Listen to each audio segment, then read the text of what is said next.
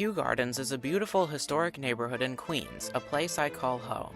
The name, Gardens, fits this quiet leafy neighborhood perfectly. Sometimes it's hard to believe that the bustle of Manhattan is a mere 17-minute Long Island Railroad train ride away. New York City has many faces, and Kew Gardens is among the lesser-known, yet beautiful ones. So writes Julia Lansford for Once Upon a Time in Kew Gardens, a 2021 collection of heartfelt stories written by the neighborhood's residents. I too call this place home, and I must say she puts it very well. From the start, this little corner of central Queens has served as a quiet, village-style oasis within the most populous city in the country, and that general feeling has withstood the test of time marvelously.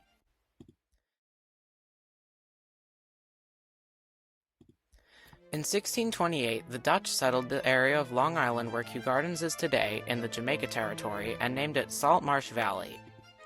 Kew Gardens Hills today was then called Head of the Fly, Dutch for swamp, as it was through this region that the Fly Road, connecting Flushing to Brooklyn through the swampy Flushing Meadows, ran.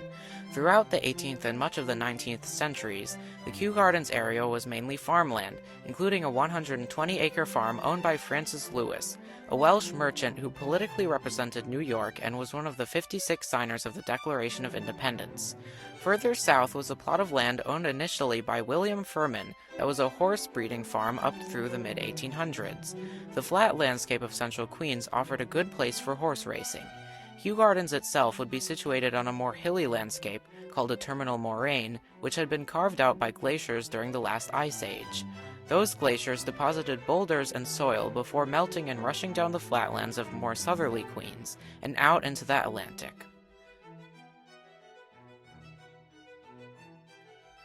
Things began to change when in 1868 much of the area's land was purchased by a well-known land developer and attorney named Alban P. Mann. He had noticed a new railroad line, what would become the Long Island Railroad main line, being built in the area, and thought it showed promise as a location for some quiet, Victorian-style villages.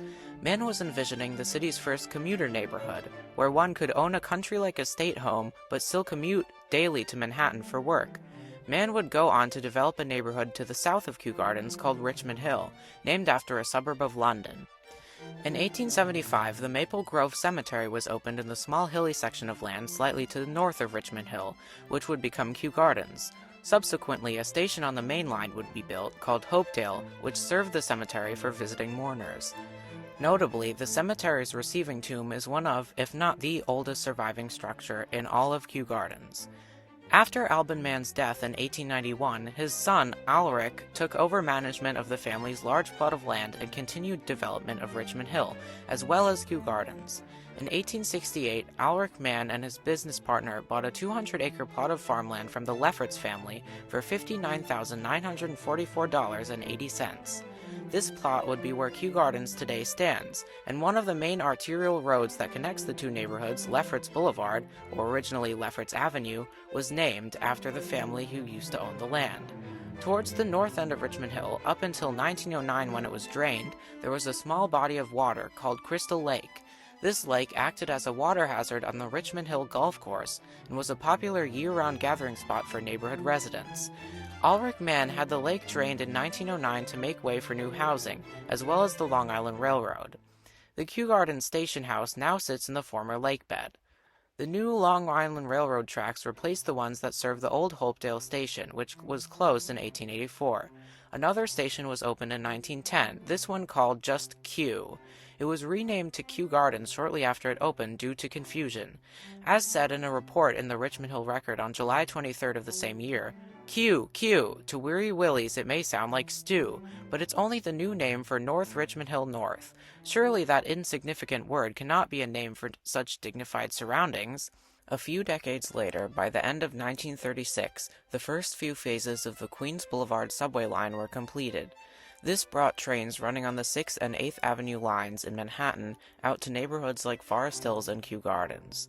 One of the QBL's 5 express stops, Kew Gardens Union Turnpike, is today served by the E&F trains. However, earlier in 1931, the construction of Union Turnpike faced a bit of trouble from a certain Robert Moses, head of the Long Island State Park Commission. He announced that operations had been halted because they would get in the way of an underpass under Queens Boulevard, which he had proposed to eliminate a bottleneck coming off of the nearby Grand Central Parkway. This, along with electricians striking in 1935, delayed the completion of the QBL until later in the decade. As Alaric Mann's development really took off in the 1910s, the quiet leafy streets and large Tudor and colonial houses that today help characterize Kew Gardens began to take shape, and the railroad connection also solidified the neighborhood's identity as a commuter village. According to the Brooklyn Daily Eagle on September 8, 1916, the magnificent facilities of Kew Station and the Pennsylvania tunnels bring this area nearer in point of time to the center of activities in New York. Thus, residents of Kew Gardens may reach the Manhattan Opera House or the Waldorf Astoria in 20 minutes. Between 1912 and 1913, the first section of a central strip of storefronts was constructed on the corner of Cuthbert Road and Lefferts Boulevard, then Cuthbert Place and Lefferts Avenue. A Tudor-style structure designed by architect Alfred E. Barlow, only half of it remains standing today. The corner space was up until just this year occupied by an antique, family-owned German deli called the Homestead, after the original name of the building, which very sadly closed due to high rent. Nearby stand the old Homestead Hotel and Ciro's nightclub. Erected on Grenfell Street, adjacent to the Long Island Railroad station, they were popular spots for anyone visiting the area. Today, they make up the new Homestead Nursing Home. PS 99 Kew Gardens Public Elementary School was built in 1923 and opened in September of the next year for the 1924 to 1925 school year. It was designed by William H. Gompert as an identical copy of PS 36 in St. Albans, out on Long Island. PS 99 is the very school from which I personally graduated. The school received an extension in the 1970s, adding a cafeteria and gym, and an annex building was constructed nearby in 1994, which today houses the younger grades.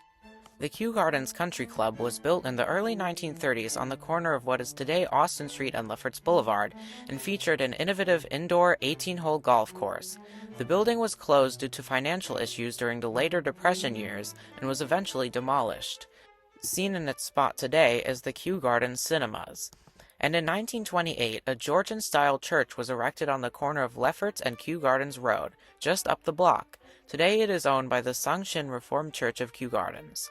The Lefferts Boulevard Bridge, viewed by many as the heart of Kew Gardens, is a small span of quaint, century-old storefronts stretching over the Long Island Railroad tracks above the station. Sadly, today many of the small businesses occupying these spaces have been permanently closed due to disputes between the MTA and the Mutual Housing Association of New York over management of the bridge, as well as the deteriorating condition of the structure itself. For several years, the Kew Gardens community worked with the MHANY to secure ownership of the property, but the MTA was unwilling to take responsibility over the maintenance of the bridge. That added cost of maintenance would be too much for the nonprofit groups to handle, thus reducing the situation to a bit of a stalemate. One prime attraction for many Kew Gardens residents, including myself and my family, has been Forest Park. With 543 acres of green space, making it the third largest park in Queens, Forest Park is home to the George Suffert Bandshell, hosting seasonal performances, as well as the beautiful Pine Grove and Strack Pond. The Queens Park's headquarters is located at the Overlook on Park Lane South. It isn't actually in Kew Gardens, but it has played a significant role in the lives of myself and my neighbors, providing a year-round destination for fun and friendship, helping shape our childhoods. Queensboro Hall is located to the north of Queens Boulevard. It was designed during the Great Depression by William Jaron and Andrew J. Thomas, and was constructed in 1940, becoming Queens' first true borough hall. For its 8-decade existence, it has served as a civic center for not only the surrounding neighborhoods, but also this whole corner of the city, hosting events such as political rallies and being a prime voting location for Queens residents.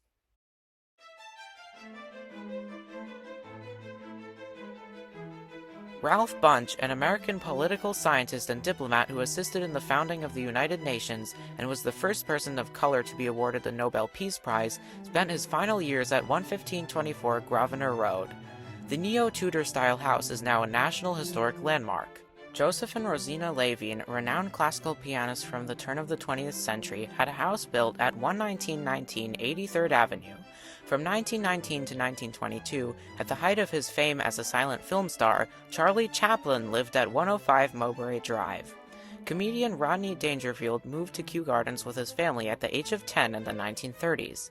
They lived in an apartment above what's today the Austin Ale House. In 2016, a mural was painted in the nearby Cinemas Park by Italian artist Francesco Robici to commemorate his roots in the neighborhood.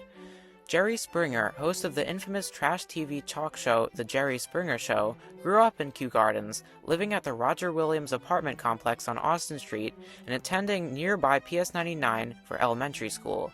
Art Garfunkel and Paul Simon, the folk rock superstars, both grew up in the Kew Gardens Hills, and Forest Hills area, meeting each other in grade school at PS 164. Following the Second World War and throughout the mid-20th century, Central Queens saw the construction of various Bukharian and Orthodox synagogues, which helped attract members of those communities, fleeing the Holocaust especially, in substantial numbers to neighborhoods like Kew Gardens. The Kew Gardens Synagogue is one of these congregations, founded 65 years ago by Holocaust survivors fleeing Europe, and is now home to a thriving community of nearly 400 people.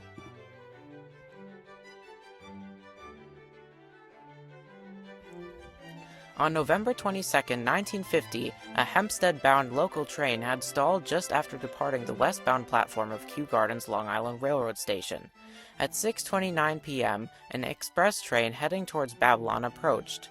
One railway engineer on the first train falsely heard the seized brakes loosening, and so he stopped signaling with his lantern, leaving the whole situation literally in the dark, and resulting in the two trains slamming into each other, the engine at the front of the second train shearing the last couple cars of the first in two, and shoving the whole thing forward several lengths. In the end, the wreck would be the worst in Long Island Railroad history, with 78 lives lost and 363 injuries incurred. The event helped prompt the creation of the MTA and was a serious wake-up moment for the railroad, highlighting serious safety issues that needed to be addressed. Unfortunately, probably the most famous event to occur in Kew Gardens was the murder of Kitty Genovese. Catherine Genovese was the secretary of an insurance company by day and a bartender in Hollis, Queens by night.